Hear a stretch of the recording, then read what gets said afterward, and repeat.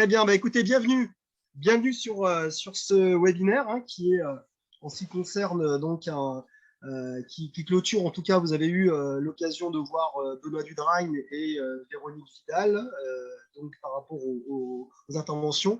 Cette fois-ci, on est là pour, je dirais, boucler la boucle, notamment les actions à mettre en place pour séduire une clientèle de proximité. Alors, cette thématique, c'est vrai qu'elle est on ne peut plus d'actualité parce que je pense que avec les annonces que l'on a, on sait très bien que, on va le voir, pour la clientèle étrangère, ça reste d'être un petit peu délicat. Et donc là, il faut effectivement s'axer beaucoup sur cette clientèle de proximité. Alors bien sûr, on va définir ce que c'est, cette clientèle de proximité, et on va voir qu'on ne l'attrape pas avec du vinaigre, si vous voyez ce que je veux dire. Et donc ça veut dire que derrière, il va falloir aussi regarder un peu plus dans vos produits, regarder notamment quelles sont les aspérités que vous pouvez faire pour justement la séduire. Et avant de la séduire, on va voir justement comment réussir à l'identifier. Alors, sans plus attendre, donc moi, très rapidement, donc cofondateur de la marque ID Réseau, sur lequel vous avez eu encore une fois Benoît et Véronique, également fondateur du cabinet web de conseil. Donc moi, plus de 15 bonnes années au service du e-tourisme. Et également, je suis professeur des universités associées à l'Université de Montpellier, sur lesquels je dirige un Master 1 et un Master 2 en marketing sport, loisirs et tourisme. Voilà, donc d'ailleurs, j'ai quelques étudiants à moi qui sont de votre région. Voilà. Vous allez avoir l'intégrité du support, donc voilà, vous avez en tout cas des coordonnées si nécessaire. Allez, on va donc voir ici, premier élément, quelles actions. Alors, quelles actions, en fait, on peut mettre en place, vous pouvez mettre en place, en fait, pour conquérir cette nouvelle clientèle proximité. On va d'abord répondre en fait à plusieurs questions. La première question, c'est déjà ce qui va être important, c'est que pour faire connaître vos produits et vos services, on va voir comment déclencher des opérations publicitaires locales. Parce que c'est ça qui va être important, c'est que ces personnes sont à 100, 120 km de chez vous, et donc on a la possibilité avec des outils de leur faire savoir au plus nombreux les produits que vous pouvez mettre en place. On va voir notamment aussi quel support privilégier depuis la presse locale, le marketing direct. Également, on verra comment utiliser les campagnes Google AdWords Express. Donc là, encore une fois, en 1h30, je vais essayer de vous donner en tout cas des actions concrètes. Et aussi, on verra sur la fin de ce webinaire comment mettre en place des campagnes sur Facebook Ads. Alors, Facebook Ads et Insta Ads, c'est très intéressant parce qu'effectivement, on va voir, on peut faire un ciblage à la fois par affinité, mais surtout au niveau géographique. Et également, avant d'aborder ces éléments-là, ce qui va être important, c'est, vous avez compris, je fais du marketing et avant de déployer les outils, on va d'abord discuter de quels voyageurs parle-t-on et surtout dans quel état d'esprit ils sont. Je pense que on a tous traversé une période qui est compliquée, d'accord. Et je pense que il va être important de comprendre et d'être dans l'empathie. L'empathie, ça veut dire que là, on a eu plusieurs mois où les personnes ont été confinées, etc. Et on ne va pas réagir de la même façon, surtout par rapport à cette clientèle de proximité. Et donc, suite à ça, quand on a compris qui ils sont, on va voir quel contenu il serait bon de prioriser au sein de votre établissement, de votre structure. On discutait avec Julie, vous êtes à la fois des hébergeurs, des meublés, on a des sites de loisirs culturels, on a des campings, on a des prestataires de pleine nature. Donc, l'objectif, c'est de voir quelles sont les offres et quels services vous pouvez mettre en avant pour justement capter ces éléments-là. Alors, sans plus attendre, on va d'abord répondre à cette question de quel voyageur parle-t-on. Alors, le premier point ici, très rapidement, quand on parle de clientèle étrangère lointaine, la probabilité de retour à court terme, elle est entre guillemets quasiment nulle. On parle effectivement, on va voir, de passeport sanitaire, mais l'expérience montre que les clientèles business qui vont reprendre en premier, mais dans les volumes qui vont être assez faibles. Donc, attention par rapport à ça. Je prends l'exemple, par exemple, du 11 septembre aux États-Unis. Globalement, en fait, les prestataires ont eu quasiment 5 mois à reprendre en fait cette clientèle. Donc, attention, danger, si ces clientèles font partie de vos cibles prioritaires ou majoritaires. Globalement, qu'est-ce qu'on peut dire? Par rapport à la clientèle européenne, probabilité de retour à court terme faible. D'accord. Donc les indicateurs et tendances à court terme sont plutôt, je ne peux pas dire mauvais, mais globalement, c'est vrai qu'il y a certains pays qui, par exemple, demandent en fait des tests PCR, des passeports sanitaires, etc. Donc attention aux pays de type Espagne, Angleterre, Irlande, Danemark, Norvège, Suède et Russie. Donc analysez par rapport à votre cheptel de clientèle, d'accord, en fonction de son activité, marché par marché et en fonction de l'actualité. Par rapport à ça, j'ai donc réussi à me procurer les dernières études. Alors, je ne vais pas vous embêter trop avec des études, mais notamment, je vais vous donner ici, vous allez avoir le lien. Voici en fait une étude qui a été faite du 12 au 18 mars 2021. Alors, très rapidement, on voit que cette étude a été faite pour savoir justement quelles étaient les intentions de séjour de loisirs. Donc, vous voyez en fait les hébergements envisagés. Vous voyez donc hôtel, location meublée dans la famille, etc. On voit notamment tout ce qui est le type d'espace envisagé. Donc, plus effectivement une consommation au niveau du littoral, rural et montagne, d'accord. Ensuite, on voit notamment par rapport à cette étude qui a été faite par Atout France, le top 5 des régions françaises envisagées. Donc, on voit qu'en Provence, Alpes, Côte d'Azur, Occitanie. Et on voit notamment les activités envisagées par rapport à la prévision. Donc, c'est une étude qui a été faite par Atout France.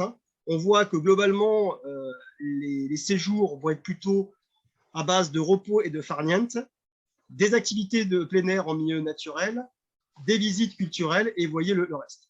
Donc ça, cette étude, vous allez la voir. Autre point également intéressant, la part des Français qui envisagent un séjour de loisirs au cours des 6 prochains mois. On voit qu'à l'approche des vacances de printemps et d'été, les intentions de séjour de loisirs des Français repassent à la hausse. Donc on voit effectivement, ça c'est plutôt intéressant. Concernant maintenant au niveau de la clientèle, les Français qui envisagent le prochain séjour en Europe, vous voyez que par rapport aux zones envisagées, principalement une clientèle française. Donc là, ça conforte effectivement la thématique sur laquelle nous sommes. Je vais très vite parce que c'est une étude que vous allez avoir. Les intentions des séjours en France. Donc globalement, on voit que au niveau des zones, vous voyez qu'au niveau des intentions d'achat, par rapport en fait à juin, juillet, août, vous voyez qu'effectivement au niveau des zones de loisirs, on est plutôt effectivement dans cette zone-là au niveau de tout ce qui est PACA et donc Occitanie. Autre point également, la part des Français qui déclarent avoir déjà réservé leur prochain séjour. Donc on voit, et je pense qu'actuellement c'est ce que vous voyez, ça s'affole, d'accord. Donc là on voit qu'il y a effectivement donc une augmentation et quand on regarde en fait la plupart des personnes qui réservent chez vous, on se rend compte effectivement que c'est plutôt une clientèle nationale, voire effectivement une clientèle de proximité. Dernier point également, ce que je peux vous montrer ici, on voit les types d'espaces envisagés. Donc, on voit principalement en fait la notion de littoral, donc ici, et notamment tout ce qui est la partie rurale. D'accord. Donc, globalement, en fait, c'est vrai que au niveau de l'Ariège, en fait, le type de produit que vous proposez est plutôt bien positionné. Je passe vite sur ces éléments-là. D'accord. Alors, maintenant, en bref, la clientèle française. On voit que la probabilité de retour à court terme, on l'a vu, plutôt bonne au fil du temps. Donc, on voit que notamment sur la clientèle business, c'est très dépendant de l'activité économique, très lié aux moyens de transport aérien et ferroviaire disponibles, et potentiel très fort à très faible selon les zones. Donc, habituellement plus faible en période estivale. Globalement, en fait, sur la clientèle de loisirs dans son ensemble. Donc, importance des générations Y et Z. Alors, Y et Z, je pense que Benoît ou Véronique ont dû vous dire, sur la clientèle génération Y, c'est des personnes qui sont nées dans les 1980 jusqu'à maintenant. Et la génération Z, on est plutôt sur une génération 1997-2010. On voit notamment discussion sur le passeport sanitaire, qui va effectivement être un point d'interrogation, mais en tout cas, c'est bien parti pour que ce type de dispositif soit mis en place. On voit que les principales régions émettrices de touristes sont les plus touchées par l'épidémie. Une culture également ancrée sur des vacances en France, c'est des destinations historiques. Et on voit que, notamment, on va le voir, hein, moins de pouvoir d'achat que d'habitude. Voilà. Donc, globalement, voilà ce qu'on peut dire sur cette clientèle française. Alors, on voit que sur cette clientèle de proximité, on parle bien de définition, c'est bien une clientèle qui habite à côté de votre destination. Et on parle notamment des personnes qui sont à moins de 2 heures. Donc, par rapport en fait à votre territoire, on peut aussi prendre en compte la notion de client, de partenaire, donc les fidèles en fait que vous connaissez, d'où l'importance en fait de l'intervention de Jérôme Forger sur le fait de travailler en fait la base de données que vous pouvez avoir. Mais c'est aussi notamment la famille de Toulouse, on va voir, ça peut être le couple de baby boomers à Béziers, le couple d'amis à Bayonne, ça peut être des personnes venant de Perpignan. Donc globalement, voilà le type, quand on définit le type de clientèle de proximité, c'est bien de ça que l'on parle. Maintenant, voyons dans quel état d'esprit ces personnes sont. Alors, ici. En termes de communication, on va le voir, il faut prendre en compte l'état d'esprit. Alors, l'état d'esprit, c'est vrai que moi, c'est un peu compliqué. Le fait de travailler dans le monde du tourisme, on est plutôt dans un monde de joie, d'accord, dans un monde d'émotion, d'immersion, de séduction. Globalement, il faut quand même prendre en compte dans quel état d'esprit les personnes sont. Une période compliquée. Pourquoi? Parce que y a eu pas mal de fermetures d'écoles. On a eu tout ce qui est la notion d'incertitude, d'interrogation multiple. Un recentrage également sur la liberté, la vie, l'affectif. Il y a eu certaines personnes qui ont été inactifs. Ils ont également subi une promiscuité importante. Peur, je pense que ça s'échappe hein, maintenant, mais peur également de se trouver confiné loin de chez soi. Donc ça, notamment, il y a eu cet état d'esprit que l'on ne pourra pas gommer. Les émotions négatives, encore certains, peur de la contamination, grosse crainte financière, des doutes, des angoisses, une détresse psychologique, parfois les troubles du sommeil. Également un sentiment d'isolement, des tensions familiales, éloignement familial. Je vous rassure, je ne vais pas aller plus loin. D'accord ? Il faut prendre en compte que dans vos produits, il va falloir avoir des réponses par rapport à ça. Ça veut dire qu'on ne peut plus en fait communiquer comme on le faisait avant. D'accord ? Donc on voit notamment, et ça rassure par rapport à ce que je viens de dire, on voit cette photo, d'accord ? Une bonne expérience part toujours du client. Donc ça veut dire que par rapport à ça, attitude et comportement très éclectique dans la population. L'objectif, c'est quoi? C'est de vous brosser en fait une liste par rapport à toutes ces périodes compliquées, des besoins que vous pourriez en fait réussir à travailler au sein de vos produits et de vos services. Ces besoins sont de quel ordre? Voici ici. Des besoins par rapport en fait à des sécurités fortes, des besoins de se rassurer par rapport au risque Covid. Même si ça commence un tout petit peu à aller mieux, il va falloir effectivement rassurer ces personnes-là par rapport à ces distanciations. Besoin de se rassurer sur l'annulation. On va voir justement comment communiquer par rapport à ces éléments-là.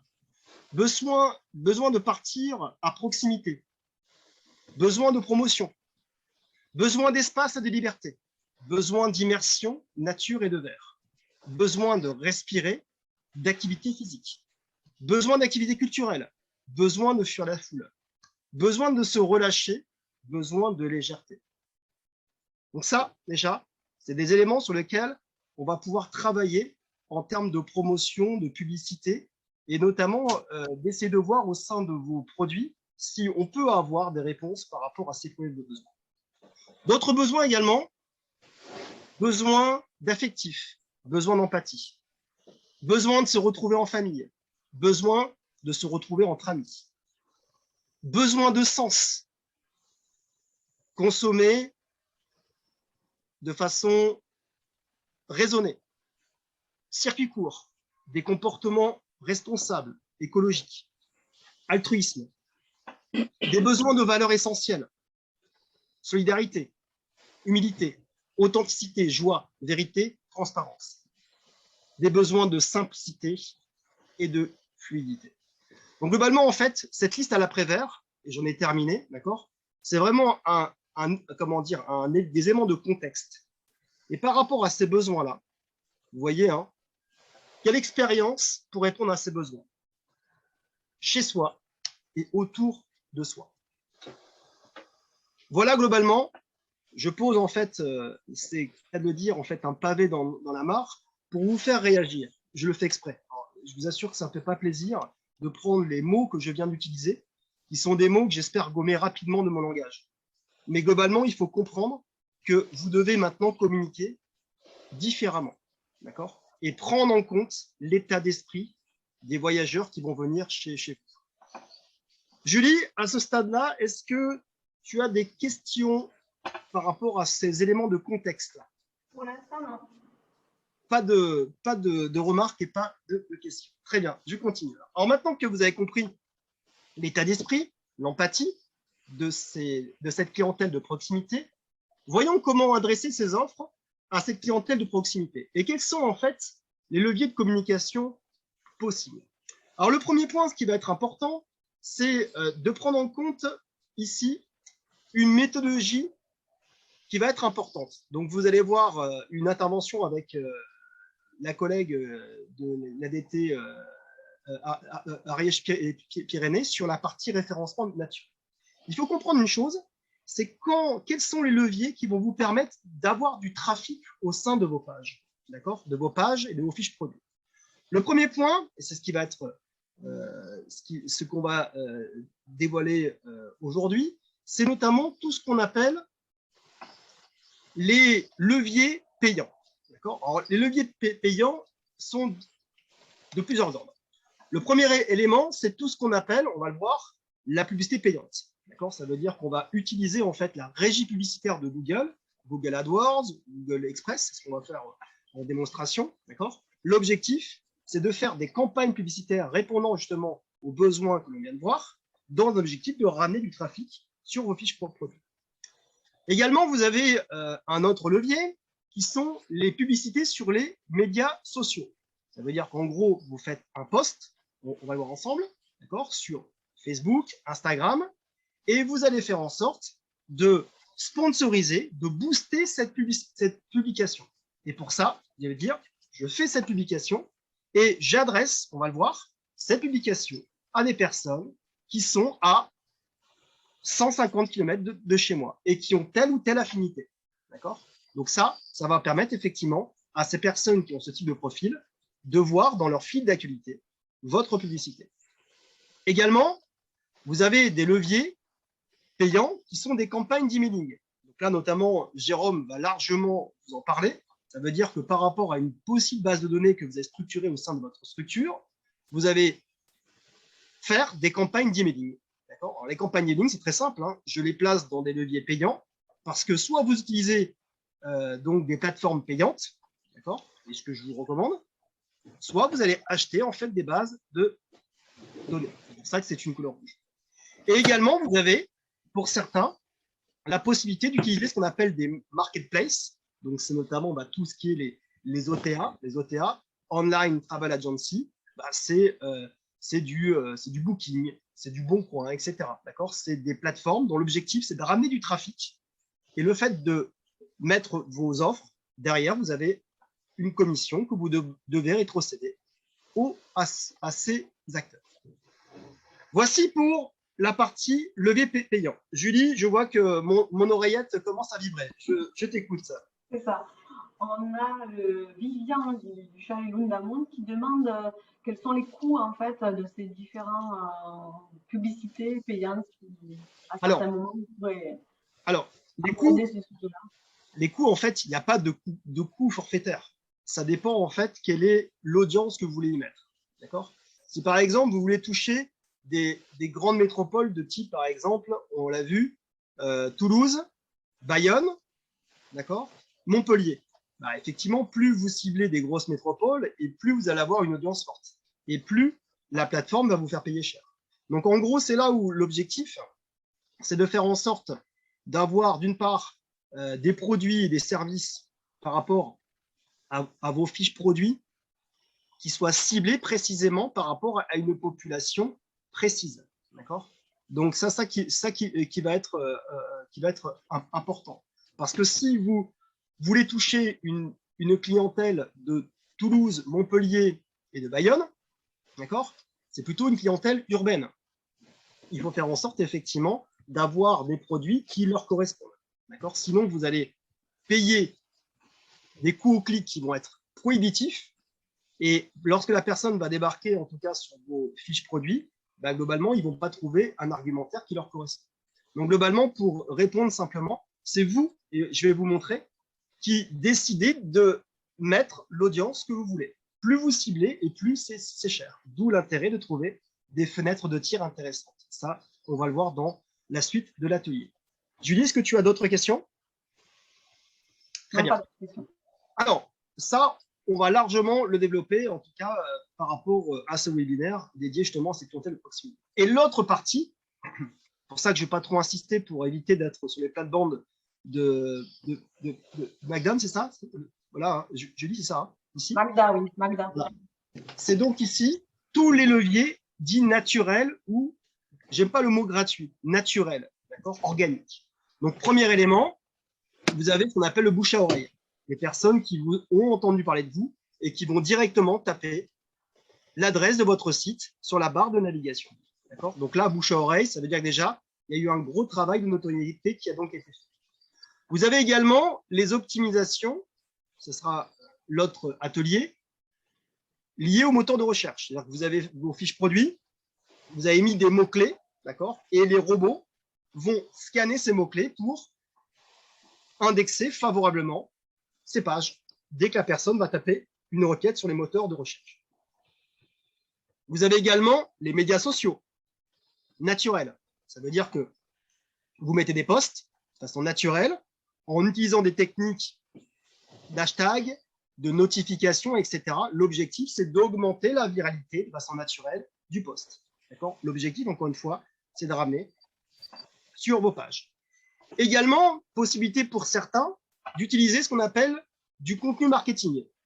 Donc, les 10 incontournables, les 10 lieux incontournables à faire autour de chez vous. Ça veut dire que dans ce cas-là, vous allez écrire des articles, sur des blogs.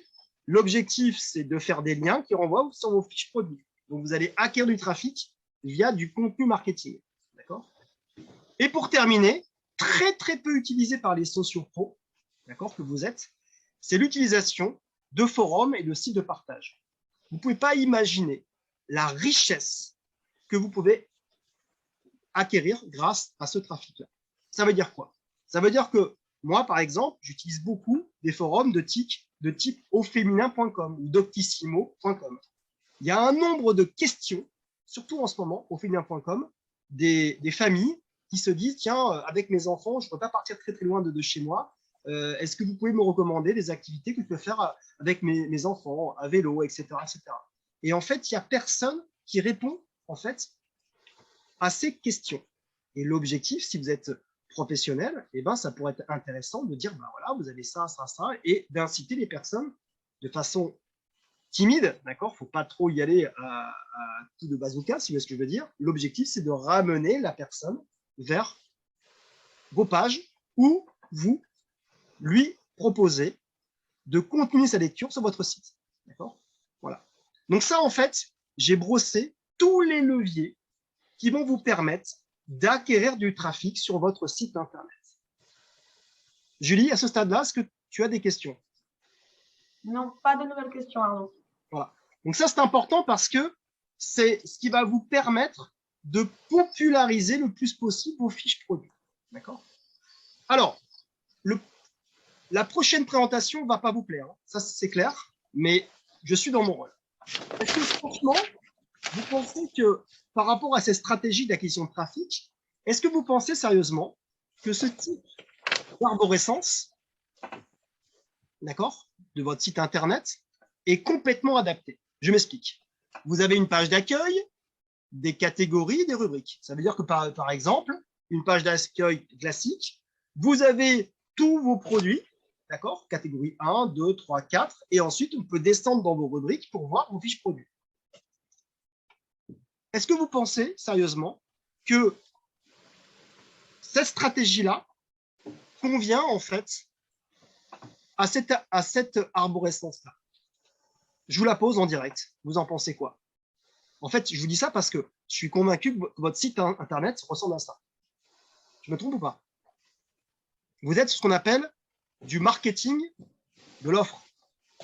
C'est-à-dire que vous présentez votre structure, d'accord? Votre structure, d'accord? Je suis beau, je suis beau, je suis beau. Venez, venez, venez. Voici mes produits. J'ai ça, ça, ça, ça et ça. Est-ce que vous pensez que c'est adapté en fait à ces stratégies-là? Je pense qu'en fait, pas trop adapté. Pourquoi? Parce que l'objectif par rapport à cette stratégie liée bien sûr à la clientèle de proximité, c'est de ramener en fait du trafic à un endroit dont l'objectif c'est qu'il y ait une conversion. Ça veut dire que globalement, il faut prévoir des liens, d'accord? Vous voyez les flèches, c'est que des liens qui doivent renvoyer ici, non pas sur la page d'accueil, ça serait une très grosse erreur, notamment par rapport à ma réponse que je viens de faire à votre collègue, ça coûterait trop cher. D'accord? Parce que l'objectif, c'est que la personne, vous l'avez chauffée à blanc grâce à la publicité ou par rapport à du contenu, et vous la refroidissez direct en la ramenant sur votre page d'accueil. Donc, ça veut dire que l'objectif, c'est effectivement, cette arborescence-là n'est pas spécialement adaptée. On peut le faire, mais ce n'est pas adapté. Moi, ce que je vous recommande, c'est avoir ce qu'on appelle une stratégie, non pas de marketing de l'offre, mais le marketing de la demande. Regardez bien ce que je vais vous montrer. Alors, je vais passer. Voilà. Vous avez toujours, en fait, ici, votre page d'accueil. Ça ne change pas. D'accord? Donc là, vous avez l'arborescence que l'on vient de voir. Mais vous voyez que là, ici, je ne raisonne plus en termes de catégorie, mais je raisonne en termes de thématique et de sous-thématique. D'accord? Ça veut dire que globalement, une clientèle de proximité, d'accord, va venir chez vous parce qu'elle a une appétence par rapport à une expérience, à une émotion. D'accord? Découvrir en fait l'Ariège en slow tourisme, en vélo assisté par assistance électrique, ou découvrir l'Ariège via vos prestations en étant avec des amis. D'accord? Donc ça veut dire en gros des thématiques. Ces thématiques, en fait, ça va être important pourquoi? Parce que vous voyez que l'objectif, c'est que l'on va raisonner en silo, on appelle ça le silo sémantique, en cocon sémantique. Ça veut dire qu'en gros, moi, lorsque je travaille la clientèle de proximité, je fais en sorte d'avoir une cinquantaine de mots-clés que la personne risque de taper dans les moteurs de recherche ou au niveau des réseaux sociaux pour accéder à ma publicité, d'accord, éventuellement. Et l'objectif, c'est que sur ces 50 mots-clés, je fasse comprendre à Google que ces pages-là sont complètement adaptées à cette thématique. D'accord? L'objectif, c'est quoi? C'est principalement, en fait, de prévoir des pages qu'on appelle des pages d'atterrissage. D'accord? Ça veut dire que là, si je prends le cas de la publicité que l'on vient de voir ensemble, d'accord, les liens sponsorisés, emailing ou des campagnes sur le Facebook Ads, on doit les renvoyer sur des pages qui sont spécifiques, qui sont en fait une continuité par rapport à la publicité et surtout pas la page d'accueil. En faisant ça, vous allez payer beaucoup moins cher le coût au clic. D'accord? Parce que Google, en tout cas, et les réseaux sociaux examine quels sont les mots-clés que vous avez mis dans la publicité et regarde en comparaison quels sont les mots-clés situés dans la page d'atterrissage. Et s'il voit qu'il y a une cohérence, le coût au clic sera beaucoup moins cher. Vous comprenez ce que je veux dire? D'accord? En fait, il fait en sorte de vous récompenser du fait que vous avez préparé minutieusement en fait vos campagnes. D'accord? L'objectif, c'est quoi? C'est de faire en sorte de ramener du trafic sur ces pages-là. Et sur ces pages-là, on va faire en sorte de faire des liens internes, d'accord, vers les autres pages dans la thématique. Vous comprenez ce que je veux dire? Pourquoi? Parce que plus en fait, ici, et c'est la même technique d'ailleurs avec le référencement naturel, ce que vous allez voir avec la collègue de l'ADT à Ariège. Ça veut dire que l'objectif, c'est d'essayer de ramener le maximum de trafic sur des pages qui sont stratégiques. C'est un peu le même concept que la tête de gondole sur les supermarchés. D'accord? Vous recevez de la publicité en disant, bah tiens, le carburant est à prix coûtant. Quand vous y allez avec votre voiture, d'accord, vous en profitez pour faire vos courses. Et bien, c'est exactement la même chose, à part qu'on est sur le web. D'accord? Et l'objectif, c'est de structurer vos pages pour que sur ces pages-là, la personne passe, le visiteur passe le plus de temps possible, parce que c'est un critère de choix au niveau des moteurs de recherche, et consomme le plus de liens possible. En moyenne, on dit que sur une page, le temps moyen d'une page de visite est entre 30 et 60 secondes. Si vous êtes au-delà des 60 secondes, vous gagnez en bonification. D'accord? D'où l'intérêt, effectivement, de mettre du contenu à très forte valeur ajoutée. Je vais y venir dans quelques instants. Et le nombre de liens en moyenne consommés par visiteur est compris entre 2 et 3. Donc, si vous faites des liens et que les personnes débarquent via la publicité ou via du naturel sur cette page-là et consomment jusqu'à 4, 5, 6 liens, Google va dire « Waouh, cette page-là, elle est super intéressante. » Et ça va intéresser fortement votre clientèle de proximité. Ce qui fait que la personne, en fait, et je termine sur ce schéma-là, fait qu'automatiquement, va remonter, en fait, de page en page, donc en navigation inversée, pour découvrir votre page d'accueil. Vous comprenez ce que je veux dire?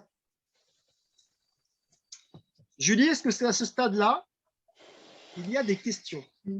Non, pas pour l'instant. Voilà. Donc, je pense que à ce niveau-là du webinaire, il y a des personnes qui vont se dire « Waouh, a priori, mon arborescence, en tout cas, mon site n'a pas été conçu de cette manière-là. » Je vois certains sourires crispés, notamment Karine, d'accord, qui, voilà. Donc, veillez bien à ça. C'est important parce qu'une clientèle de proximité, il faut comprendre, elle connaît déjà, entre guillemets, votre territoire. Donc, elle veut vraiment avoir des informations à très haute valeur ajoutée. D'accord? Alors qu'une clientèle étrangère peut être séduite par une page d'accueil, vous voyez, sans problème. D'accord? Donc, attention à ça. Ça, c'est un élément vraiment très important. OK? Alors, pour revenir, en fait, sur cette clientèle de proximité, je vous avais dit, je vous avais listé à l'après-vert, hein, notamment les besoins, vous vous souvenez?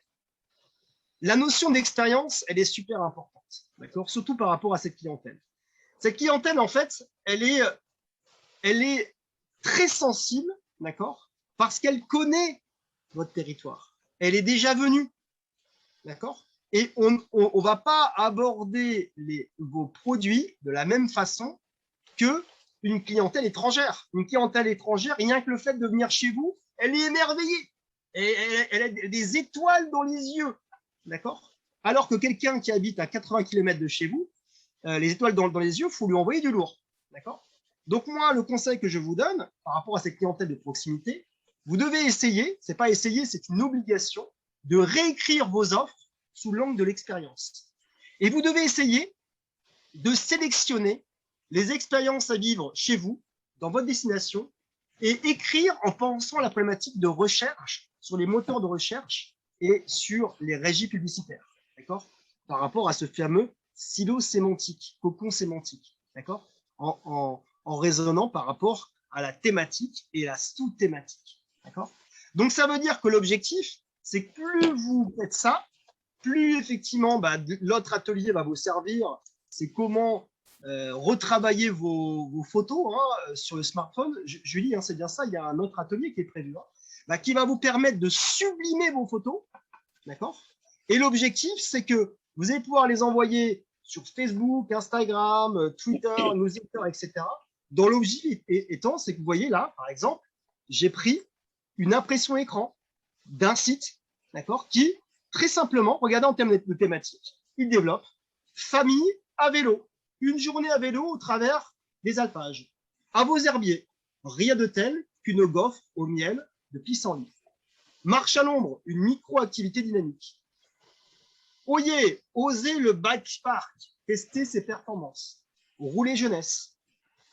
French Mississippi, lever du soleil au Maïdo. Vous avez compris, c'est la Réunion. La spiruline aux 1000 vertus. Et moi, ce que je vous conseille, c'est d'aller visiter en fait ces liens, d'accord? Vous le verrez après le webinaire, qui vous donnent des exemples de mise en expérience d'une activité, d'accord? Et ça, je vous recommande franchement, avant de commencer à travailler, allez voir ces 4 sites internet. Vous allez comprendre de quoi je parle. Pour des questions de temps dans ce webinaire, je ne peux pas aller bien sûr plus loin, d'accord? L'objectif, clairement, c'est de rendre populaire vos contenus. C'est quelque chose qui est vraiment très, très important. D'accord? Est-ce que ça va, ça? Je continue? Alors, on peut aussi adresser ces offres aux clientèles de proximité via, je l'ai dit, votre base de données. D'accord? Peut-être que vous avez constitué au fur et à mesure une base de données et jusqu'à maintenant, vous n'avez pas utilisé en fait le filtre clientèle de proximité ou parce que vous ne l'avez pas qualifié. D'accord? Donc, ce qui est intéressant, pareil, vous pouvez les toucher via une communication directe auprès de ces clients de proximité en utilisant, vous voyez, donc un mailing. Le mailing va permettre de renvoyer sur les fameuses fiches produits, d'accord, que j'ai dessinées ici, d'accord, donc la liste de vos fiches produits. Et surtout, on n'oublie pas une chose par rapport à cette clientèle de proximité. Je vous rappelle des besoins qu'on a vus juste avant. C'est que regardez, on doit faire en sorte de prévoir en fait la liste de l'ensemble de vos activités. Et quand la personne clique sur donc un résumé de produit, il débarque donc sur la fiche produit, d'accord, qui est là, ok. Et on n'oublie pas une chose, parce que cette clientèle de proximité est très sensible, de bien mettre en évidence une FAQ, une foire en question, d'accord, donc sur les conditions d'annulation, qu'est-ce qui se passe, est-ce que, etc., etc., vous voyez, est-ce que les distanciations sociales sont respectées, etc., etc. Vous voyez, je veux dire, rassurer encore une fois le client sur vos produits et vos services. Et on n'oublie pas, bien sûr, de mettre en bonne évidence, au niveau de la fiche produit, un bouton d'appel à action sur réserver maintenant. D'accord? Et on évite de dire, vous cliquez sur contact et puis vous cliquez sur réserver. Non, il faut que sur chaque fiche produit, il y a un bouton réserver. D'accord? N'oubliez pas que la plupart des personnes vont venir visiter votre site avec leur smartphone. L'autre point également important, c'est la notion liée à tout ce qui est la prescription de ses amis, ses voisins, ses partenaires locaux. D'accord? Et c'est exactement la même chose. D'accord? La prescription, c'est par exemple les offices de tourisme. Il ne faut pas hésiter à aller les voir et à leur demander de mettre en évidence, entre guillemets, vos produits au sein de leur site de destination. D'accord? Mais aussi les partenaires locaux. Ça peut être les agriculteurs, les producteurs, vous voyez, ça peut être plein de choses, les artisans. D'accord? On peut également adresser via le courrier. Je ne suis pas très fan, mais globalement, il y a des possibilités. Alors, il faut compter quasiment entre 185 et 260 € pour 1000 adresses qualifiées, hors frais d'envoi de courrier. Il faut savoir que ça coûte quasiment 30 centimes le courrier. Également, via l'affichage, la PLV locale, la presse locale, d'accord? Je vous rappelle que c'est une presse régionale, la presse institutionnelle locale, les blogs locaux, les pages et groupes Facebook, les pages TripAdvisor, etc., etc. D'accord? Donc ça, c'est quelque chose qui, en tout cas, peut être largement mis en avant. Julie, est-ce qu'il y a des questions à ce stade-là? Non, il y a Sylvie qui a réagi en disant bon, mais il faut refaire le site internet tout à l'heure. Mais voilà. C'est peut-être pas le moment, il faut l'adapter en tout cas. D'accord. Là, c'est vrai que vous êtes la saison approche à très grands pas, d'accord. Et refondre le site maintenant, je suis pas convaincu, d'accord. Mais l'adapter en tout cas, d'accord. Voilà. Également, adresser les offres, on va le voir, via de la publicité. D'accord. Vous voyez que par exemple, le filtre, ici, on va le voir, je peux directement mettre le filtre, les personnes habitent ici. D'accord. Donc, toutes les personnes de Facebook qui habitent à 80 km vont voir votre publicité. Donc, ça peut être intéressant. D'accord. Voilà ce que je vais vous dire, en tout cas, sur les leviers. Passons maintenant au marqueur universel. D'accord, à retrouver dans vos publicités à destination de vos clientèles locales. Et ça, c'est valable sur toutes vos cibles. D'accord. Le premier élément, bien qu'on a envie de plus l'entendre, d'accord, c'est un point important. Voilà, c'est l'adaptation aux impératifs sanitaires. Que vos produits et vos services respectent, en tout cas, hein, je ne vais pas revenir dessus, on en a largement parlé, hein, d'accord, mais les protocoles sanitaires. D'accord. Ça, c'est quelque chose sur lequel les personnes vont être d'autant plus sensibles pour les prochaines semaines. Les mesures de distanciation sociale, est-ce qu'ils sont respectés ou pas? Et ça, il faut bien le mettre en évidence. Et notamment, avec des annonces évidentes sur la page d'accueil, des pages dédiées à le Covid, on évite de trop en parler, de mettre Covid, hein, d'accord, mais en tout cas, les mesures en faveur de la distanciation sociale, les FAQ, je l'ai dit, sur les fiches produits, je touche quoi, je croise qui, je mange quoi. Et n'hésitez pas à demander aux clients qui ont séjourné chez vous à mettre des commentaires en faveur justement de cette adaptation aux impératifs sanitaires. D'accord. Ça peut être intéressant pour assurer les offres. Un élément qui ne mange pas de pain, d'accord, et qui est très peu utilisé, c'est, pour répondre à ça, c'est ce qu'on appelle en fait sur Google My Business la fonction question-réponse. Alors, je ne sais pas si vous étiez au courant, il faut savoir que sur votre fiche My Business, je ne dis pas les avis, mais vous avez en fait ici question-réponse. Et bien, utilisez cette fonction-là pour vous poser les questions que les personnes vont vous poser. Vous comprenez ce que je veux dire? Ça veut dire que vous posez les questions et vous répondez. Et vous utilisez effectivement la FAQ directement sur votre fiche Google My Business. D'accord? Donc, tout simplement, vous cliquez sur poser la première question, vous arrivez sur cet encart-là, et automatiquement, ça va permettre, ici, de répondre à votre propre question. Vous comprenez? Quelles sont les conditions d'annulation? Et bien là, vous répondez. D'accord? Et vous n'hésitez pas à mettre un lien vers votre fiche produit ou vos conditions générales, vos conditions de réservation. D'accord? Également, on peut faire la même chose sur TripAdvisor. Sur TripAdvisor, regardez sur un Sociopro, vous avez ce qu'on appelle complètement en bas des avis, questions-réponses. D'accord? Vous voyez par exemple, là, quelles sont les attractions populaires proches entre Vigne et Olivier? Pouvez-vous citer quelques services disponibles? Vous voyez? Essayez de reprendre entre guillemets la même FAQ que vous mettez sur votre site, sur votre fiche Google My Business et sur TripAdvisor. Ça peut être intéressant. D'accord? N'hésitez pas également à mettre en avant sur votre site internet, voyez, le fait que chez vous, l'Ariège, c'est fabuleux, il y a de l'espace. Vous voyez, par exemple, regardez là, sur un Sociopro, pour 200 mètres carrés, 50 arbres, 45 oiseaux, 10 écureuils, un humain. Bah, ça montre qu'effectivement, la distanciation sociale, elle est présente, quoi. D'accord? Sur le ton de l'humour, ça peut être intéressant. D'accord? Voilà. OK? Et bien sûr, avec une page qui en fait, reprend un peu les éléments. OK?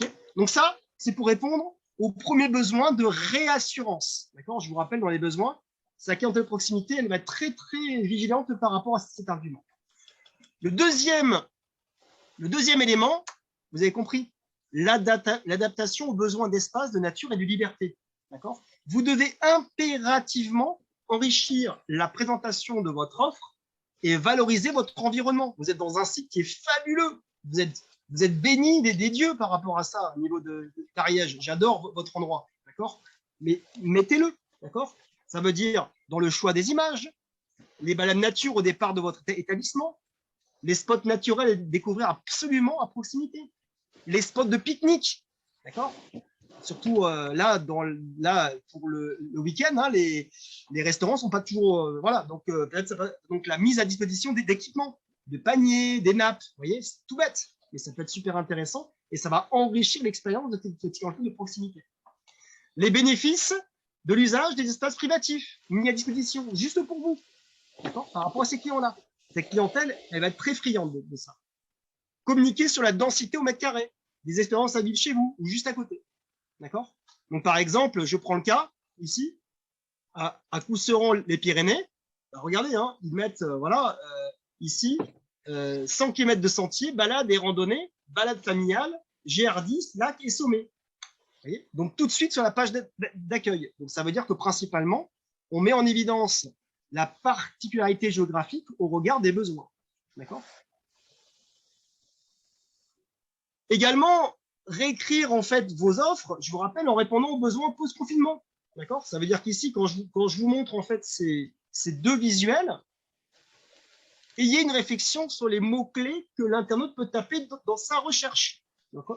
Et essayez de choisir le champ lexical et les sémantiques de la nature. Retour au sens, aux sources. Je vais y arriver. Et c'est pareil, les sens. Pensez également au wording. Le wording, ça veut dire les petits mots que vous allez mettre dans vos campagnes publicitaires. D'accord? Parce que ça, c'est clair que les mots-clés que vous allez employer vont avoir une importance capitale par rapport à ces besoins. D'accord? Voilà, ce qu'on appelle le wording. On verra ça. Et faire bien sûr le lien avec son offre. D'accord? Donc, par exemple, dans le cas de la publicité, on voit par exemple, hein, c'est le moment de vous ressourcer. On vous attend pour prendre soin de vous sur Rochefort Océan. Vous voyez l'utilisation de la photo et la verbatim. C'est le moment de vous ressourcer. On vous attend pour prendre soin de vous. Et voilà, vous voyez, on peut en fait avoir les mêmes verbatims et avoir en fait des visuels différents. Ça peut être largement intéressant. Julie, à ce stade-là, toujours pas de questions? C'est bon?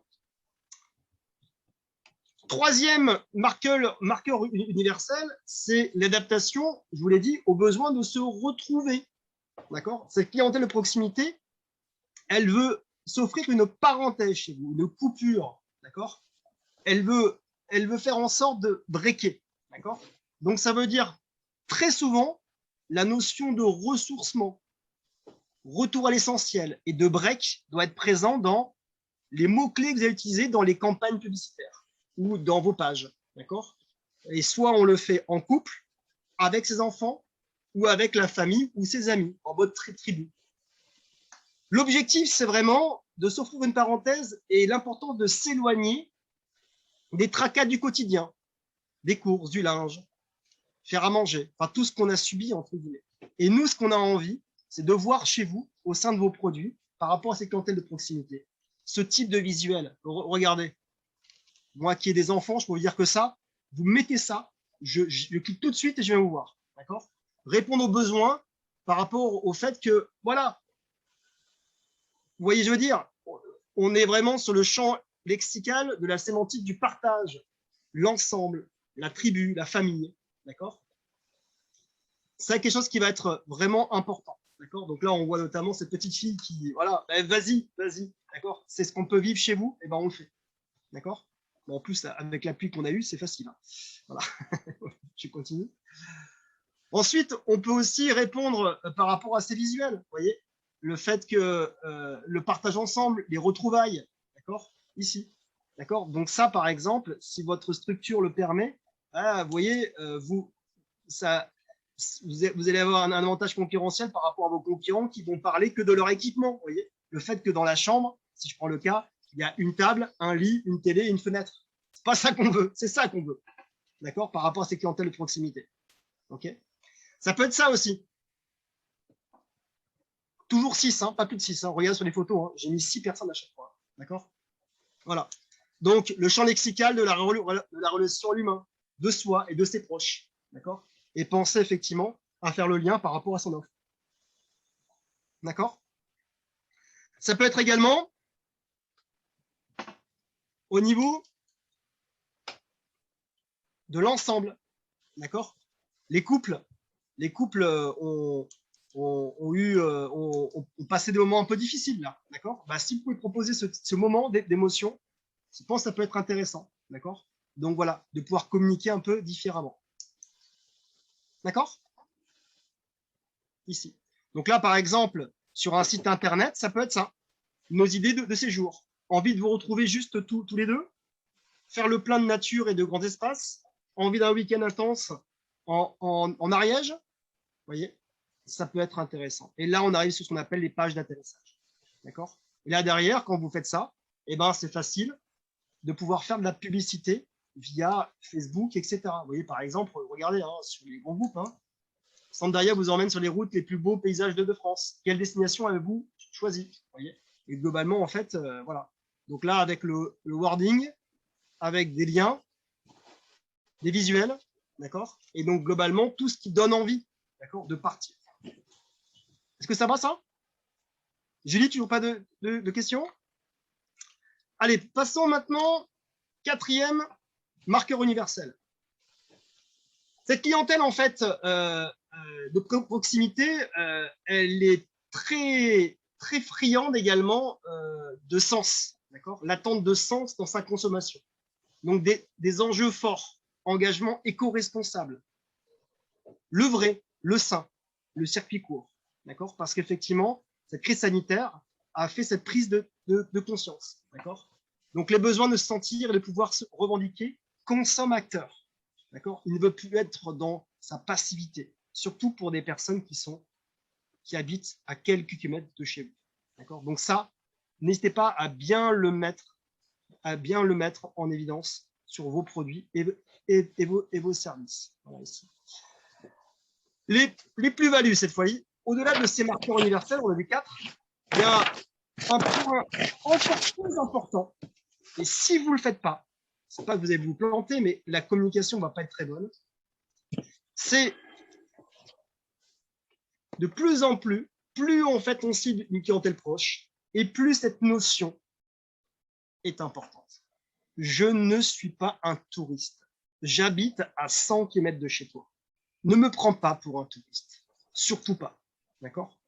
Donc, ça veut dire que historiquement, familialement, culturellement, cette clientèle est souvent très sensible et très attachée à son territoire.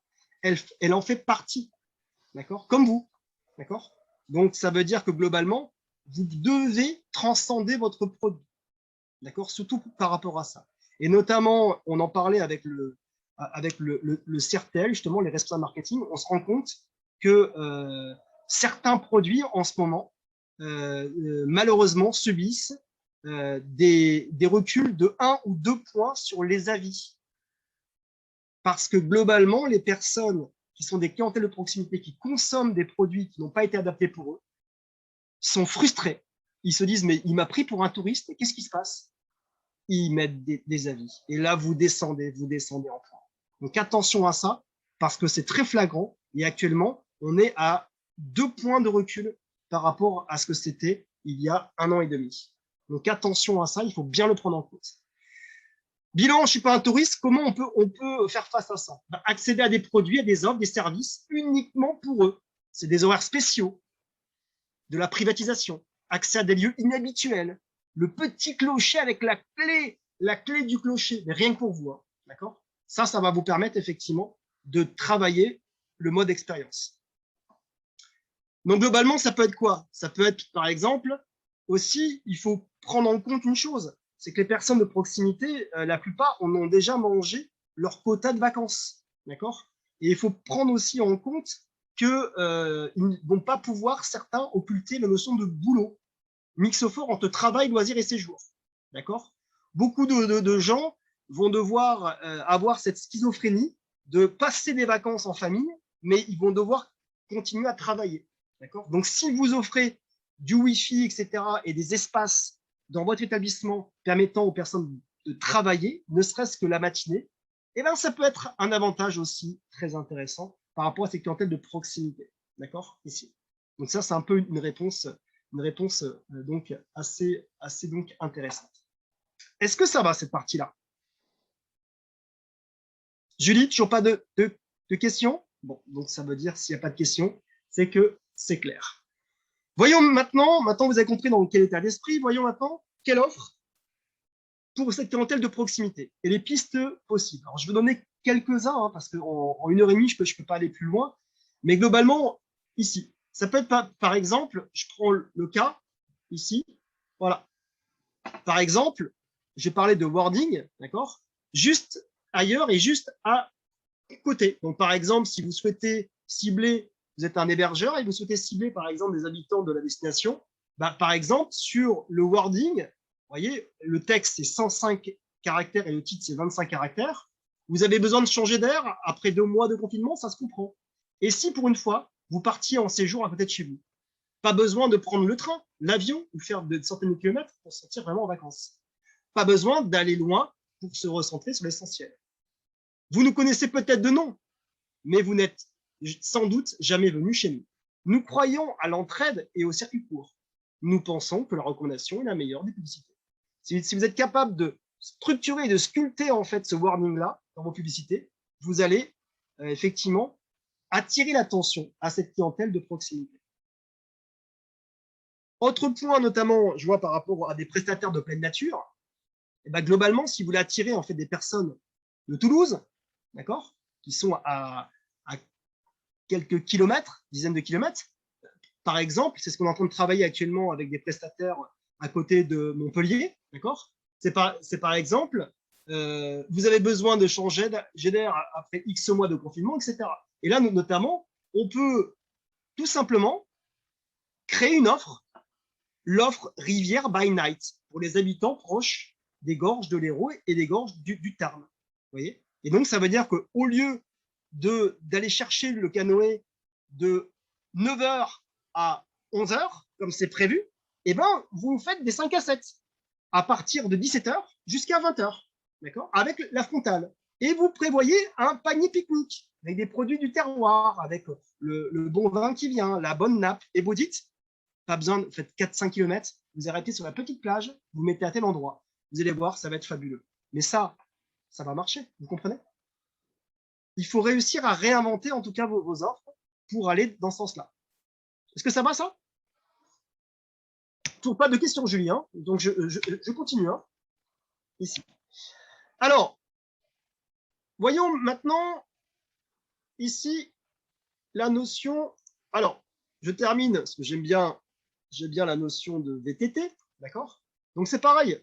Ici, cette notion, par exemple, la pratique sportive.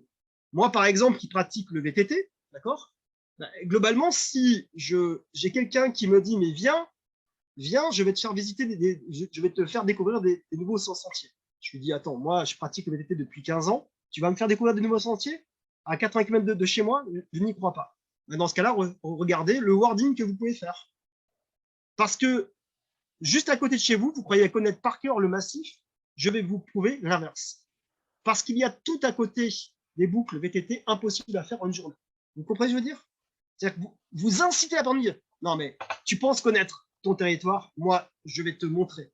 D'accord? Ben, automatiquement, vous allez attirer une clientèle qui est vraiment très proche. D'accord? Par contre, attention, aucune déception. Là, il faut que la prestation et la qualité soient au rendez-vous. D'accord? Très bien, voilà ce que je voulais vous montrer sur cette partie-là. Pas de questions sur ces éléments-là?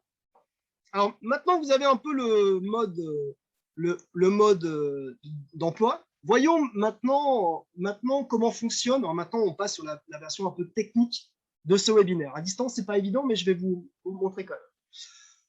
Comment fonctionne le référencement payant? Alors, en fait, le référencement payant, c'est une très grosse usine à gaz. D'accord? Moi, ce que je vous recommande, premier point, les pièges à éviter. Misez tout sur l'achat de mots-clés au détriment du référencement naturel. Non. Il faut combiner les liens sponsorisés et votre référencement naturel. Donc, par rapport au silo sémantique que l'on a vu par rapport au schéma il y a quelques minutes.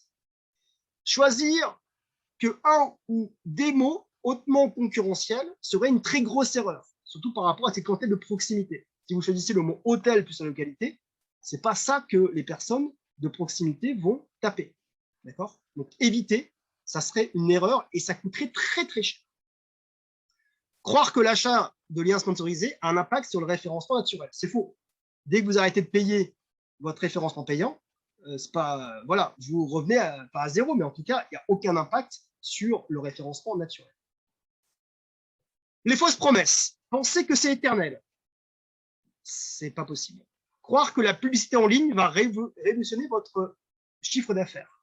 Attention aux personnes qui vont vous démarcher par rapport à d'achat d'espace sur des sites partenaires de type autocariste, des motards, etc. Ou experts en gastronomie. Voilà. Attention, d'accord? Attention, attention en fait aux promesses, d'accord? Il y en a beaucoup. Les conseils. Premier point, déjà, le message publicitaire en lui-même doit obéir à des obligations de sincérité, de transparence et de loyauté. Donc ça, c'est le premier point. Deuxième point, je vous l'ai dit, hein, tous les mots-clés ne sont pas au même prix. Vous devez analyser la concurrence. Si vous tapez hôtel foie, ça va coûter beaucoup plus cher que hôtel romantique avec vue sur le centre-ville de Foix. Vous comprenez ce que je veux dire? D'accord? Et l'objectif, c'est qu'effectivement, plus les personnes vont... Maintenant, il faut savoir que les personnes mettent entre 6 et 7 mots à la suite. D'accord? Donc, effectivement, avoir une stratégie peut être intéressant. Succomber au gain rapide de clics et au chant des sirènes. L'objectif, c'est principalement d'étudier si, par exemple, vous avez un site d'autocariste qui vous dit « je veux rapporter beaucoup de trafic », regardez son site et googlisez-le pour regarder effectivement si c'est vrai ou pas. D'accord? Voilà. Alors, les conseils. Les conseils en 5 minutes. Premier point, en fait, si vous faites de la publicité, faites en sorte de structurer votre compte. Vous voyez, par exemple, j'ai mis volontairement, j'ai pris des campagnes liées à des appareils photo ou des ordinateurs ou des téléviseurs, pour bien comprendre. Premier point, en fait, il faut savoir que vous avez en fait ici, l'objectif, c'est de travailler en fait sur des thématiques. Thématiques photo argentique, ordinateur, écran. D'accord? Et donc, l'objectif, c'est que par rapport à ces thématiques, vous pouvez travailler sur ce qu'on appelle des jeux de campagne. D'accord? Donc, globalement, ce que je vous conseille, c'est faire 2 à 3 jeux d'annonces pour voir la plus performante. Vous avez vu juste avant, vous avez le même wording et vous changez le visuel. Vous en faites 3 et vous voyez quel est le mieux. D'accord? Ça vous permet de regarder si effectivement cette image ou ce wording est plus performant que l'autre. D'accord? Voilà. Donc là, par exemple, vous voyez, hein, la groupe d'annonces appareil photo, ici. D'accord? Groupe d'annonces appareil réflexe ou groupe d'annonces appareil photo numérique. D'accord? Donc, on est bien dans la thématique que je vous ai indiquée il y a quelques instants. L'objectif, c'est quoi? C'est quand vous faites de la publicité, on va le voir dans quelques minutes, si l'annonce n'est pas attractive et convaincante, d'accord, l'internaute ne cliquera pas, même si le contenu de votre titre est adapté. Ça veut dire en gros, qu'est-ce qui se passe? Ça veut dire que si vous n'envoyez pas votre internaute sur une page dédiée, Google va le voir. Et comme je l'ai dit, il va vous faire payer beaucoup plus cher le coût au clic. D'accord? L'objectif, c'est de travailler vos pages d'atterrissage. L'indicateur s'appelle le Quality Score. D'accord? Et il va regarder, encore une fois, le wording que vous mettez sur votre publicité et le wording que vous mettez sur vos pages d'atterrissage. S'il y a une cohérence, le coût au clic sera diminué. Si par contre, il voit qu'il n'y a pas de cohérence, le coût au clic sera beaucoup plus important. D'accord? Donc attention à ça. Travaillez les actions que les internautes vont faire sur votre site. D'accord? Hein, je vous rappelle, quand on est sur la fiche produit, on fait en sorte de mettre la FAQ bien en évidence et on n'oublie pas de mettre réservez vite. D'accord? Il ne faut pas que la personne reclique sur un autre bouton. D'accord? Donc ça, c'est quelque chose qui va être important. Et surtout, faites en sorte d'analyser les résultats. Et quand vous utilisez la régie publicitaire, il est clair que vous avez plein de statistiques qui peut être donc intéressant. Alors, seul ou accompagné? Moi, ce que je vous conseille, c'est que si vous utilisez le Google AdWords Express, on va le voir dans quelques minutes, bon, ça, vous pouvez le faire vous-même. Si vous voulez faire une publicité un peu plus ardue, soit vous vous informez vous-même en regardant des tutoriels, des webinaires, des articles, vous pouvez faire des formations en ligne, hein, d'accord? Voilà, il y a le lien ici qui vous donne plein de tutoriels, soit vous pouvez faire appel à une agence. Mais dans ce cas-là, vous devez impérativement leur demander leur référence. Assurez-vous que l'agence est bien labellisée, Google Partners, qu'ils étudient bien les besoins et les cibles, vos cibles à vous.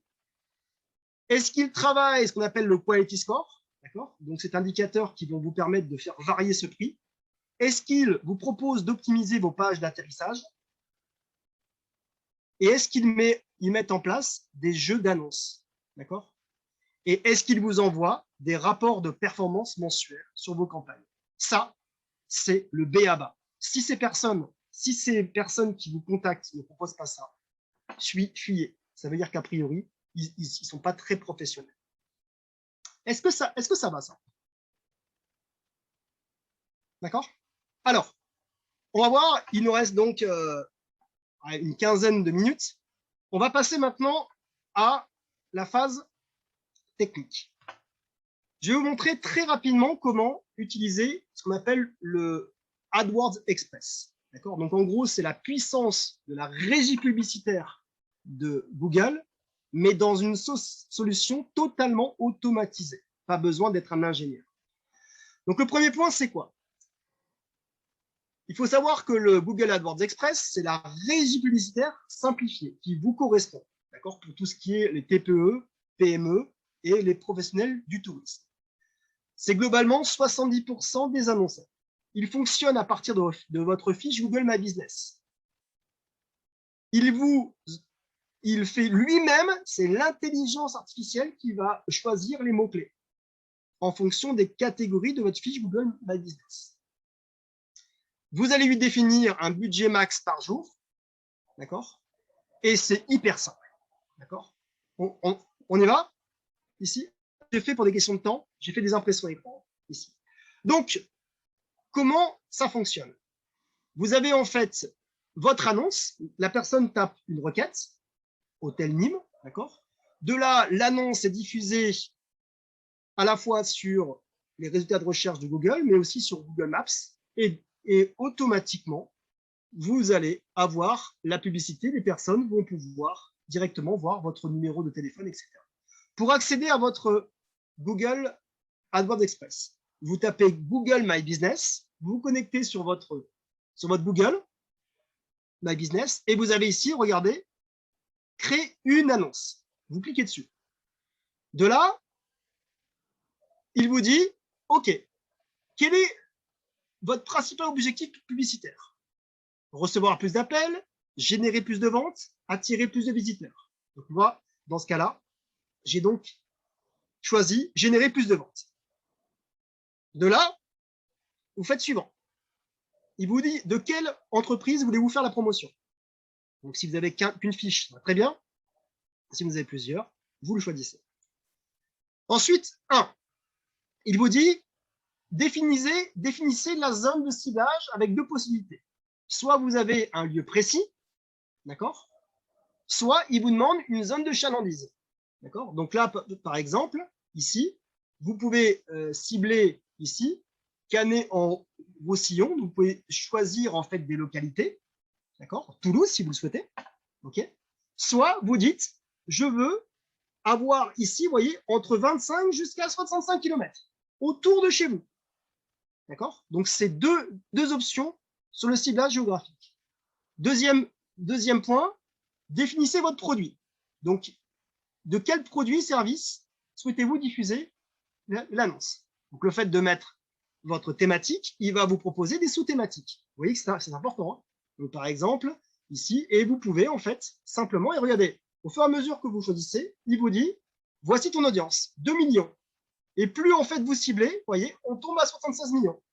76 000. D'accord? Donc, plus vous choisissez, et plus effectivement, il va vous cibler cette audience. Troisième point, il va vous donner la possibilité de rédiger votre annonce. D'accord? Donc, par rapport en fait au titre. Voyez? Donc là, directement, c'est vous qui produisez le titre et le wording. D'accord? Voilà. Et surtout, ce qui va être important, il va vous demander où est-ce que vous voulez envoyer votre visiteur. Et là, vous ne le mettez pas sur la page d'accueil, vous le mettez sur une page d'atterrissage. Vous comprenez? Donc ça, en fait, c'est vous qui le faites, c'est totalement automatisé. D'accord? Et vous pouvez également, regardez, créer des jeux d'annonces. Vous vous souvenez des 2-3 jeux d'annonces? Vous rédigez une même annonce et vous la dupliquez. Ce qui fait que vous pouvez changer le wording ou la photo très rapidement. D'accord? Et voici ce que ça donne. Ordinateur, réseau de recherche et sur les appareils mobiles. Il vous montre 4 formats par rapport à ça. Ensuite, quatrième, vous définissez avec lui un budget. D'accord? Donc, par exemple, voilà, vous mettez un montant par jour en moyenne ou par mois. D'accord? Et là, il vous dit la fourchette de budget des concurrents. Et là, vous payez au clic. Et là, en faisant ça, vous voyez, quand vous choisissez un coût, il vous dit je te promets entre 37 et 63 clics ou appels sur ton site. Donc, globalement, vous voyez, voilà. Et il le fait, quoi. D'accord? Et ensuite, cinquième point, vous vérifiez les paramètres, le nom de la campagne, le nombre d'impressions, l'objectif, etc. Et ensuite, vous payez avec votre carte bleue. D'accord? Directement. Voilà. Et votre annonce, elle est en ligne. N'oubliez pas également d'accéder aux statistiques sur lesquelles vous avez énormément d'informations sur le nombre de fois où c'était vu, cliqué, etc., etc. Voilà, vous voyez, avec les dépenses, combien de personnes, etc., ont cliqué sur votre publicité. Voilà. Julie, est-ce que tu as des questions à ce stade-là? Non, pas encore. Est-ce que c'est clair pour tout le monde? Faites-moi un petit pouce si ça va, c'est bon pour vous? Alors, encore une fois, c'est un webinaire, hein, j'essaie de vous faire des éléments techniques, mais voilà, à distance. Bon, super. Julie, je suis désolé, je vais être un peu en retard, mais comme tu m'as mangé un tout petit peu de 5 minutes, tu me laisses un petit 5 minutes en plus, là, s'il te plaît? Pas de souci. Bon, c'est parfait. Allez, voyons maintenant, on a vu comment faire de la publicité via le Google AdWords Express. Voyons comment réussir sa campagne sur le Facebook et Instagram Ads. D'accord? Alors, globalement, qu'est-ce que je peux vous dire? Je peux vous dire une chose, et ça, peut-être que ça va vous étonner. Il faut savoir que la distance moyenne, tenez-vous bien, scrollée par jour par les utilisateurs de Facebook, c'est 93 mètres. 93 mètres avec leur doigt. Autant vous dire que si vous ne faites pas une publicité impactante afin d'attirer l'attention sur le fil d'actualité, vous pouvez aller vous rhabiller. Ça ne marchera pas. D'accord? Donc, l'objectif, c'est percutant. Beaucoup plus que sur du Google AdWords Express. Alors, comment les critères de bonne publicité? Premier point, pertinente pour une audience ciblée. Je pense que vous avez compris ce que je veux dire. Attire l'attention rapidement. Apporte de la valeur ajoutée à l'utilisateur et n'oubliez pas de mettre ce qu'on appelle des call to action, des boutons d'appel à action adaptés à vos objectifs. Vous voyez, par exemple, en savoir plus. D'accord? Ça, c'est quelque chose qui est super important parce que la plupart des personnes vont consommer votre publicité depuis leur smartphone. Comment construire, en fait, ces publicités? Globalement, en fait, faites en sorte, ici, de décliner vos créations, d'accord, en faisant plusieurs jeux, d'accord, comme on a pu le voir ensemble. Optimisez votre création pour le mobile et évitez de mettre du son, parce que la plupart des personnes, peut-être, sont en transport en commun ou peut-être au bureau. Privilégiez le format carré et vertical, toujours comme ça, et pas comme ça. Limitez la part de texte sur les images. D'accord? Il faut de l'image qui soit percutant.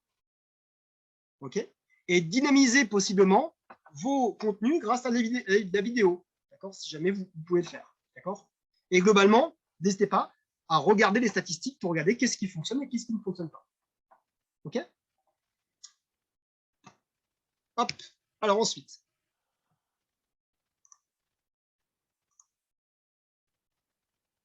voilà. Donc, par exemple, ici, on a de la publicité là. Vous voyez, je vous l'ai mis là. Vous voyez, envie de prendre soin de vous, choisissez votre station thermale en Occitanie. Besoin de vous évader, venez recharger vos batteries.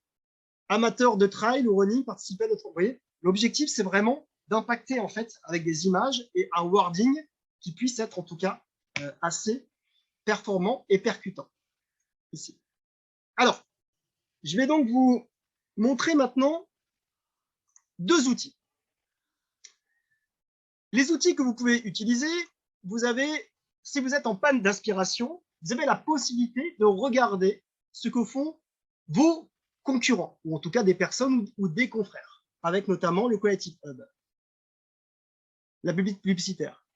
Et vous avez également aussi, on va le voir, la possibilité de rajouter du son, même si je ne suis pas très fan, d'accord, grâce en fait à l'outil Facebook Business, le Business Manager, ici.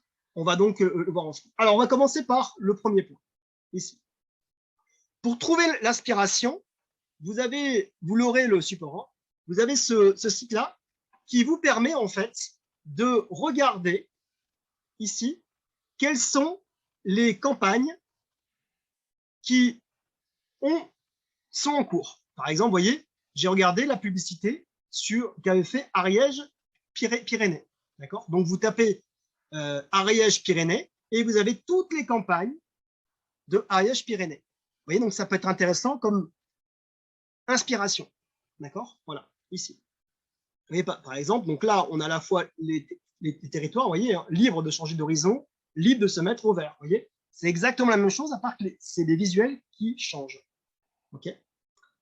Également, pour des prestataires de type camping un peu plus, vous voyez, on peut aussi s'en inspirer. D'accord. Vous voyez, par exemple, là, j'ai toutes les campagnes faites par le camping Sandaya. Je ne dis pas de reprendre, mais on peut largement s'en inspirer grâce à cet outil-là.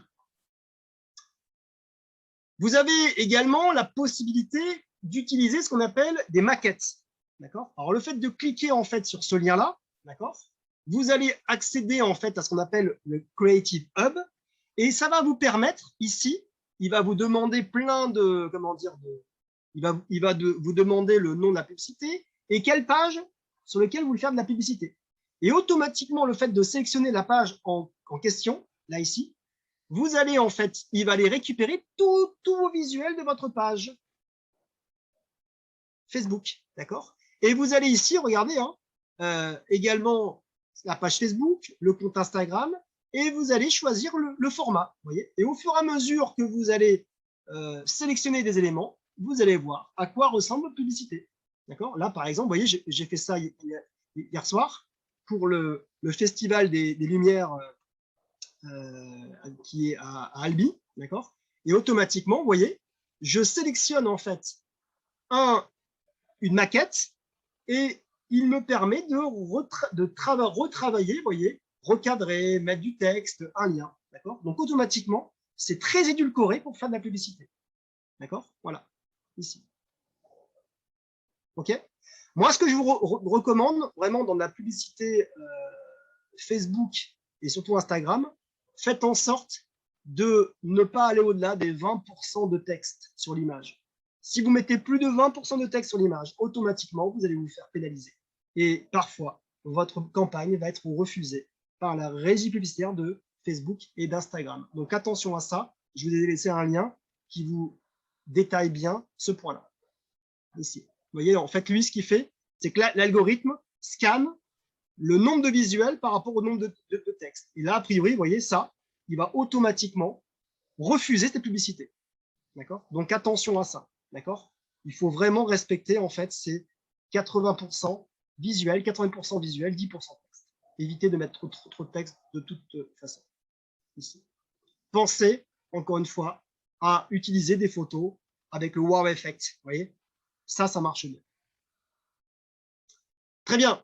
Je vous ai mis, mais je n'ai pas le temps, différentes solutions de création gratuites. Hein. Vous regarderez, hein, Canva, Trello, etc. Hein, d'accord. Donc là, ici, c'est plein d'outils qui vont vous permettre de sublimer vos visuels. D'accord. Unsplash, et Shutterstock pour les photos, libre de droit, Pexel, etc. Là, le Pexel vidéo, ça vous permet d'avoir des vidéos également que vous pouvez acheter. Voilà. Alors, maintenant, pour créer sa campagne, moi, ce que je vous recommande, clairement, allez sur votre page Facebook, d'accord, et vous allez cliquer sur Publication. Publication, vous avez toutes les publications que vous avez faites. D'accord? Et là, notamment, ce qui est intéressant, c'est qu'ici, vous avez déjà des statistiques. C'est-à-dire que moi, je vous recommande, au lieu de créer en fait une publicité qu'on appelle de partir de zéro, je vous recommande de tester en fait ce post déjà de façon naturelle. D'accord? Si vous voyez par exemple comme celle-ci, vous voyez qu'a priori, il y a eu pas mal de personnes qui ont eu un engagement. Dans ce cas-là, ça vaut le coup de cliquer sur booster la publication. Comme ça, vous êtes sûr de ne pas vous tromper. Parce que déjà, votre communauté a réagi. D'accord? Le fait de cliquer sur booster la publication va vous permettre automatiquement ici de cliquer. Ici, vous arrivez sur l'espace publicitaire. D'accord? Et automatiquement, il va vous proposer en fait de créer en fait la publicité. Vous arrivez sur la régie publicitaire de Facebook, d'accord? Et il va vous faire comme Google AdWords Express. Il va vous dire quel est votre objectif. Voyez? Et là, vous avez le choix parmi, voyez, 12 objectifs. Exactement la même chose. D'accord? Donc, vous choisissez. D'accord? Et quand vous avez choisi, automatiquement, je passe vite, hein, ici, il vous dit, vous rentrez plus dans le détail, qu'est-ce que vous voulez faire? Voyez? Vous choisissez en fait la thématique et vous sélectionnez les actions. D'accord? Vous voyez par exemple interaction, trafic, couverture. Voyez? Ici.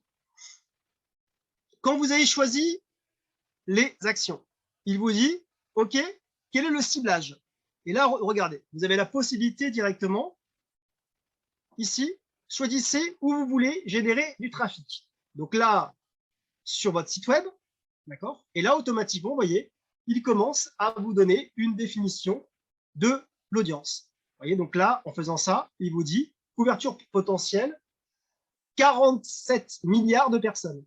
Vous avez compris? La couverture et le clic sur le lien. Et plus, en fait, vous allez créer une audience, vous voyez, par exemple, là, on imagine, j'arrive sur créer une audience. Si je tape une localité, il va me proposer, en fait, une localité sur laquelle il me dit, bah, moi, je peux te cibler cette localité avec, ici, cette zone géographique.